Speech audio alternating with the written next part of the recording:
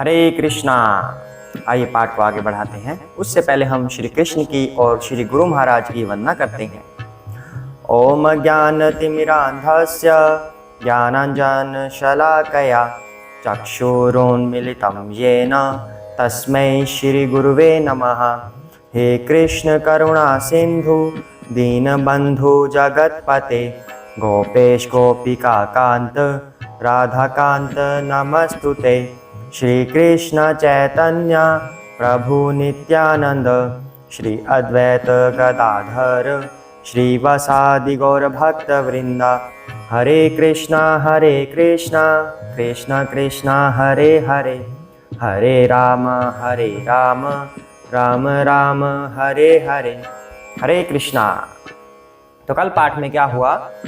कल श्री कृष्ण ने अर्जुन को कुछ संदेश दिया। वो क्या था? दुख और सुख के बारे में। सुख और दुख क्षणिक होते हैं, ये गर्मी और सर्दी की ऋतु की तरह आते रहते हैं। उसके बाद भगवान ने बताया कि सुख और दुख के बारे में हमें ज़्यादा चिंतन नहीं करना चाहिए, इसमें समभाव रखना चाहिए। अगर हम उसमें समभाव अर्थात एक जैसा भाव नहीं रखेंगे, अर्थात क्या होता है कि सुख में ज़्यादा खुश और दुख में ज़्यादा दुखी, अगर हम ऐसा रखेंगे तो हम अपने काम में फोकस नहीं कर पाएंगे, ध्यान नहीं रख पाएंगे अपने काम के बारे में। और उसके बाद भगवान ने आत्मा और शरीर का ज्ञान शुरू कर दिया था। भगवान ने बताया कि शरीर जो होता है उसका कोई स्थायित्व नहीं रहता, वो शुरू होता है, पैदा होता है, फिर धीरे धीरे बड़ा होता है, वृद्ध होता है, फिर वो खत्म हो जाता है, लेकिन आत्मा शाश्वत होती है। ऐसे श्री कृष्ण ने बताया अर्जुन को। अब आगे करते हैं। हरे कृष्णा। अविनाशी तु तत्विधि येन सर्वमिदं ततं विनाशम अव्ययस्य न कश्चित् कर्तुम अर्हति।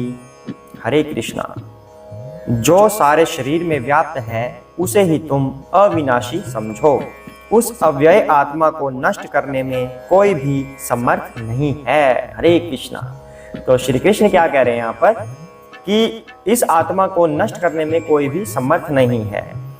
तो ये क्या है? आत्मा है क्या? आत्मा एक ऊर्जा है। हमने अपने स्कूलों में भी पढ़ा है, स्कूल्स में, कॉलेजेस में जो साइंस के स्टूडेंट्स होते हैं उन्होंने पढ़ा है, energy can never be created nor be destroyed. ऊर्जा को हम कभी ना बना सकते हैं, ना ही उसको नष्ट कर सकते हैं।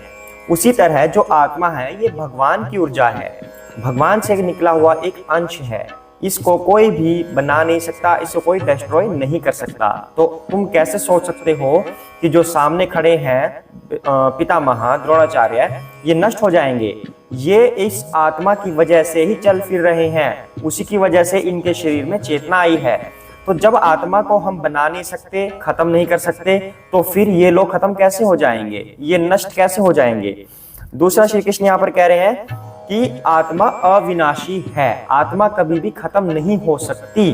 तो पितामह भी अविनाशी हैं, गुरु द्रोणाचार्य भी अविनाशी हैं। इस तरह श्री कृष्ण अर्जुन को बता रहे हैं आत्मा और शरीर का ज्ञान कि शरीर का तो नाश हो जाता है पर आत्मा का नाश कभी भी नहीं होता। तो इसी तरह हमने कल एक एग्जाम्पल लिया था कि जो शोक सभाएं होती हैं वहां पर उसे बोलते हैं कि शोक सभा, किसी के चले जाने के बाद, पर गुरुजन कहते हैं कि उसे स्मृति सभा कहना चाहिए। शोक सभा किस बात का शोक? आत्मा नष्ट तो हुई नहीं, आत्मा तो सिर्फ शरीर में से निकलकर किसी दूसरे शरीर में गई है, या उससे पहले जो लोग आएंगे इसमें जाना होगा कर्म के आधार पर, वहां जाएगी, फिर दूसरा शरीर उसको मिल जाएगा, पर वो नष्ट नहीं हुई है। तो फिर शोक कैसा? स्मृति सभा कह सकते हैं। उस आत्मा के बारे में हम याद कर रहे हैं कि जब वो यहाँ पर थी इस शरीर में तो ऐसी थी, वैसे काम करती थी, इस तरह से हम याद कर सकते हैं। दूसरा, उसके लिए प्रार्थना कर सकते हैं कि इसकी आगे आने वाली जर्नी हो जो वो सुखमय हो, आनंदमय हो, भक्तिमय हो। अच्छा, दूसरी बात क्या है? भगवान कह रहे हैं कि आत्मा को नष्ट नहीं किया जा सकता। कोई भी चीज को अगर नष्ट करना हो तो वो हमें दिखनी तो चाहिए कि ये रही ये चीज, इसको नष्ट करके दिखाओ आप। आत्मा का साइज क्या है? आत्मा का साइज है जो हमारे हेयर होते हैं, बाल होते हैं, उसकी जो आगे की टिप होती है, उस टिप के 10,000 टुकड़े कर दिए जाएं तो जो शेप बनेगी, जो आकार बनेगा, साइज बनेगा, वो आत्मा का साइज है। क्या आप किसी सूक्ष्मदर्शी से भी देख सकते हैं? जो साइंटिस्ट ने इतने इतने बनाए हैं, जो ऊपर आसमान में देखते हैं, किसी दूसरे ग्रह को देखने की कोशिश करते हैं, क्या उससे भी आप आत्मा को चेक कर सकते हैं कि इसका साइज क्या है? नहीं कर सकते। तो डिस्ट्रॉय करने की तो बात ही छोड़ दीजिए। उसके बाद कहते हैं कि आत्मा हमारे शरीर में कहाँ पर विद्यमान होती है? हमारे हृदय में विद्यमान होती है। भगवान कह रहे हैं कि ये पूरे शरीर में व्याप्त है। पूरे शरीर में व्याप्त कैसे है? हृदय में विद्यमान होने की वजह से, इस आत्मा की वजह से हमारे शरीर में चेतना आती है, वरना शरीर तो किस चीज का बना हुआ है? मिट्टी का बना हुआ है, फास्फोरस का बना हुआ है, कैल्शियम का बना हुआ है, जिंक का बना हुआ है, आयरन का बना हुआ है। ये तो पहले से मृत है। जब इसमें आत्मा आती है हृदय में, तब ये पूरे शरीर में चेतना जगा देती है। इसलिए कह रहे हैं कि ये पूरे शरीर में व्याप्त है। तो आत्मा का आकार क्या है? अणु से भी छोटा। कह रहे हैं जिसे पूर्ण बुद्धि से समझा जा सकता है। ऐसे ही नहीं कि किसी ने भी समझ लिया आत्मा ऐसी है वैसी है, पूर्ण बुद्धि के द्वारा समझा जा सकता है। यह अणु आत्मा 5 प्रकार के प्राणों में तैर रहा है। कौन से प्राण है? प्राण, अपान, व्यान, समान तथा उदान। इन 5 प्राणों में आत्मा तैर रही है। यह हृदय के भीतर स्थित है और देहधारी जीव के पूरे शरीर में अपने प्रभाव का विस्तार करता है या करती है। हरे कृष्णा। तो व्यष्टि आत्मा तो निस्संदेह परमात्मा के साथ साथ हृदय में है और इसलिए शारीरिक गतियों की सारी शक्ति शरीर के इसी भाग से उद्भूत है। कौन से भाग से? हृदय से। हृदय की वजह से ही हमारा शरीर काम करता है, हमारा ब्रेन काम करता है। कब? जब हृदय, हमारा हार्ट पंप करके ब्लड की सप्लाई करेगा ब्रेन में, तब ब्रेन काम करेगा। जब हम रनिंग कर रहे हैं, दौड़ लगा रहे हैं, जब हृदय, हमारा हार्ट ब्लड पंपिंग करके खून कहाँ तक पहुंचाएगा? टांगों तक पहुंचाएगा, तब हम भाग सकेंगे। इस तरह हमारे शरीर का हर अंग तभी काम करेगा जब हमारा हार्ट काम करेगा, जब हमारा हृदय काम करेगा। वही बात कह रहे हैं कि इसलिए शारीरिक गतियों की सारी शक्ति शरीर के इसी भाग से उद्भूत है, क्योंकि हृदय के अंदर ही आत्मा बैठी हुई है। जो लाल रक्त कण फेफड़ों से ऑक्सीजन ले जाते हैं, वे आत्मा ही शक्ति प्राप्त करते हैं। वे आत्मा से ही शक्ति प्राप्त करते हैं। अतः जब आत्मा इस स्थान से निकल जाता है तो रक्त उत्पादक संलयन अर्थात फ्यूजन बंद हो जाता है। जो भी हो, औषधि विज्ञान यह स्वीकार करता है कि शरीर की सारी शक्ति का उद्गम स्थल हृदय है और यह प्रमाण किया जा रहा है कि आत्मा हृदय के अंदर ही बैठी होती है। उसी की वजह से हृदय कार्य करता है। अब एक बात बोली जाती है कि डॉक्टर्स ने हर चीज का पता लगा लिया है, हर बीमारी का पता लगा लिया है, पर प्राण कहाँ पर हैं? आज तक किसी बात का पता नहीं लगा सके। और कहते हैं कि जब हार्ट बंद हो जाता है, काम करना बंद कर देता है हार्ट, तब इंसान चला जाता है। तब वो कैसे चला जाता है? तब वो आत्मा निकल जाती है। आत्मा के निकलने की वजह से हार्ट काम नहीं करता। कहते हैं हार्ट फेलियर हो गया। फेल क्यों हो गया? क्या हो गया उसमें? हार्ट में कोई घुस गया था हार्ट के अंदर उसको रोकने के लिए? घुसा तो कोई भी नहीं, फिर वो फेल कैसे हो गया? अच्छा भला काम कर रहा था। ये कोई मैकेनिकल पार्ट थोड़ी ना है कि उसको जंग लग गया था, उसके अंदर ऑयलिंग नहीं की हमने, इसलिए वो फेल हो गया, इसलिए मोटर सड़ गई। मोटर ही तो होती है हार्ट भी तो, लेकिन ये मोटर भगवान की बनाई होती है। ये फेल क्यों होता है? क्योंकि उसके कहते हैं ना कि रात को अच्छा भला सोया था और सुबह उठा ही नहीं, हार्ट फेल हो गया था। हार्ट फेल होने का कारण क्या है?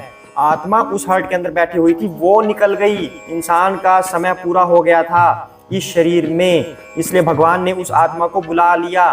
किसके थ्रू बुलाया? वो तो बात की बात है, उसके कर्मों के आधार पर यमराज ने बुलाया या भगवान के दूतों ने बुलाया, वो बात की बात है। पर भगवान ने उस आत्मा को बुला लिया, इसलिए वो हार्ट काम करना बंद कर गया, तब इंसान चला गया, ऐसा बोला जाता है।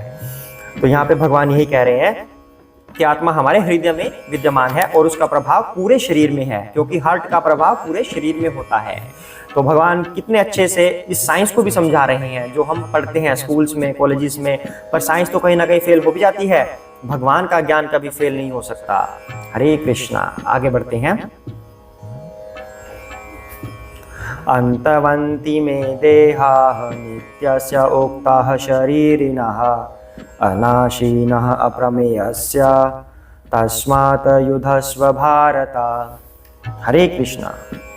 अविनाशी, अप्रमेय और शाश्वत जीव के भौतिक शरीर का अंत अवश्यम भावी है, अतः हे भरतवंशी युद्ध करो। हरे कृष्णा। तो भगवान कह रहे हैं यहाँ पर कि जो ये शरीर है इसका तो नाश होना ही है, तो तुम्हें किस बात की चिंता? जो बना है वो नष्ट भी होगा, आत्मा कभी नष्ट नहीं होगी, पर ये शरीर तो नष्ट होगा, अवश्य ही होगा। तो तुम इस बात की चिंता मत करो और युद्ध के लिए खड़े हो जाओ। तो भगवान यहाँ पर कह रहे हैं कि य एनं वेति हन्तारं य चैनं मन्यते हतम् उभौ तौ न विजानीतः नायं हन्ति न हन्यते। हरे कृष्णा। श्री कृष्ण कह रहे हैं, जो इस जीवात्मा को मारने वाला समझता है तथा जो इसे मरा हुआ समझता है वे दोनों ही अज्ञानी हैं, क्योंकि आत्मा न तो मारता है और न मारा जाता है। अर्थात न तो कोई आत्मा को मार सकता है और न आत्मा किसी के द्वारा मर सकती है। और जो ऐसा सोचता है, इन दोनों में से कोई भी सोचता है, वो दोनों ही अज्ञानी हैं, क्योंकि आत्मा इतनी सूक्ष्म है कि इसे किसी तरह के भौतिक हथियार से मार पाना असंभव है। तो फिर आत्मा को आप कैसे मार सकते हैं? ऐसा श्री कृष्ण समझा रहे हैं अर्जुन को। इतना दिव्य ज्ञान श्री कृष्ण अर्जुन को दे रहे हैं कि आत्मा की कभी मृत्यु नहीं हो सकती। आत्मा तो भगवान का एक अंश है और भगवान ने ये अंश हमें इतने सूक्ष्म रूप में दिया है कि उसे कोई मारना तो दूर, देख भी नहीं सकता। जब देख ही नहीं सकेगा तो मारेगा कैसे? दूसरी बात, आत्मा क्या है? भगवान का एक प्रकाश ही तो है। आत्मा एक भगवान का प्रकाश है। प्रकाश को कितनी तलवारें मारोगे आप? अगर ये बड़े साइज में भी होती तब भी सोच लो, प्रकाश को ऐसे काटेंगे, कुछ होगा प्रकाश को? कुछ भी नहीं होगा। फिर आत्मा को मारने की बात आप सोच भी कैसे सकते हैं? तो श्री कृष्ण ऐसा संदेश दे रहे हैं अर्जुन को। तो आज के लिए हम इतना ही करते हैं। आगे भगवान का और भी दिव्य ज्ञान हमें समझने को मिलेगा। सभी साथ में बोलेंगे, जय श्री कृष्ण चैतन्य प्रभु नित्यानंद श्री अद्वैत गदाधर श्री वसादि गौर भक्त वृंदा। हरे कृष्ण कृष्ण कृष्ण हरे हरे, हरे राम राम राम हरे हरे। हरे कृष्णा।